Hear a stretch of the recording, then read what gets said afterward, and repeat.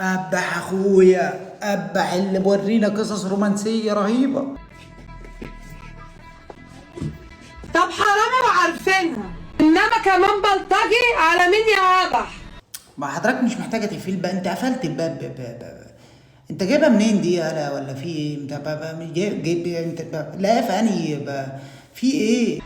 عليا انا وامي دكر يالا. تخيل أما دكر زي دي تقول لك دكر يالا، خلصت. دكر. ايه الجديد؟ ما انت عارف. الله، إيحاءات غريبة، ما أنت عارفة إن هو ذكر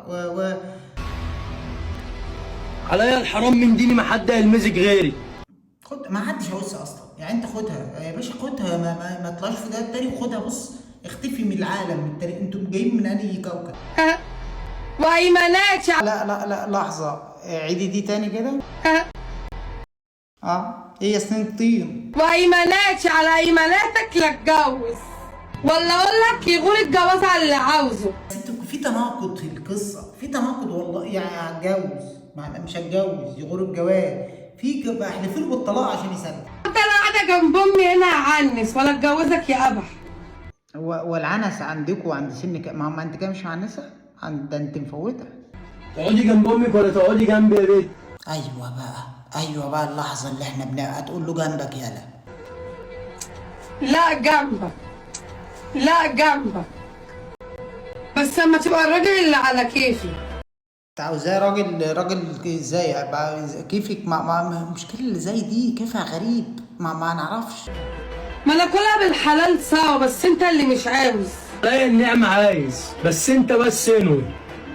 خلاص ياما جايه اهو، ابح نازل. احنا كده عملنا ايه وبنعمل ايه وهنعمل ايه مع المحتويات وما بتنتهيش في شط في القصه. واحد بيعاكس واحده وزنقها في اوضه وامها عارفه، ليله طين، تمام. ده مبدئيا. وقصه بقى ان انت بقى حرام وحلال والكلام ده. انتوا المناظر دي في حالها، انتوا في حاجه حلال في الليله؟ يعني ناويين على حاجه حلال ان شاء الله؟ ربنا يسهل. السلام عليكم. وعليكم.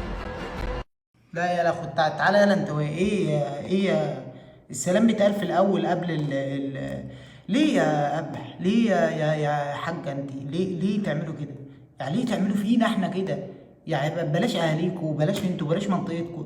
ده فن بجد والله، يعني ده فن بالمنظر ده. بعيدا بقى طبعا عن قصه زباله اصلا، وموضوع زباله وموضوع تافه وملوش لازمه. ده فن، ده تمثيل. يعني انتوا كده بتمثلوا.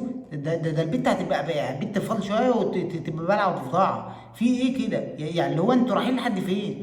ما انتوا فيديوهاتكم كل ما انتوا ولوشا والناس دي كل ما بتزيد، كل ما احنا بنخاف على اولادنا. حرام عليكم اتقوا الله. تعبان يا كابتن. لا والله تعبان. يعني ده والله تعبان.